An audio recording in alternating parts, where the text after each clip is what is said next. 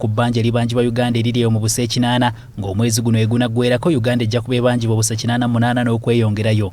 Omukulembeze w'eggwanga Yoweri Kaguta Museveni bwe yabadde ayogerako ku mbalirira eyasomedde olunaku lw'eggulo yalaze okunyola olw'ebbanja eddene Uganda lyerina nga yatuuse n'okwejjusa olw'amabanja Uganda gezzenga yeewola g'agamba nti gabatuuse. Many of these dates were being pushed by the neo-colonial public servants until recently when I put down my foot and insisted on approving every loan. That's why you hear that these loans take time now to be approved, because I insisted I must approve of every loan. President Museveni yategeezezza nti singa wabeerawo okwekenneenya okumala amabanja gano agamu gandibadde geewalika wabula n'ababaka ba paalamenti bamwanukudde nga bagamba nti nabo beewunyizza Museveni okwogera bw'atyo kubanga ye kennyini yateeka omukono ku buli nsimbi Uganda ze yeewola.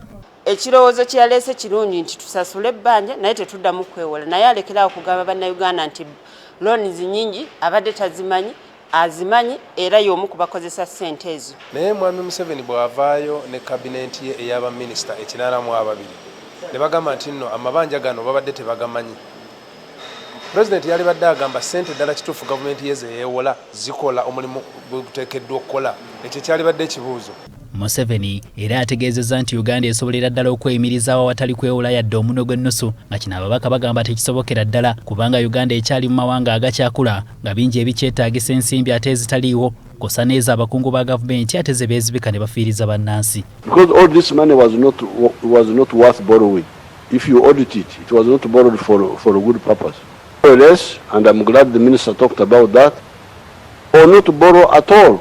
With the discipline, we do not have to borrow at all. So bukulembeze nga mukyalimu obuli bw'enguzi nga ne ssente eziyisibwa ziri azaamanyizibwa president n'atavaayo nakyakoze kwaba bali azaamanyizza tosobola kugamba nti ate tusobola okutaasa n'akatini akaliwo. Ekisooka enfuna yaffe ekyali ntono ng'eggwanga Uganda ate tutadde n'amaanyi mu kutumbula ebyo twandifunyeemu. So mwami Museveni byaba ayogedde tusobola okweyimirizaawo okubalaata na kusaaga.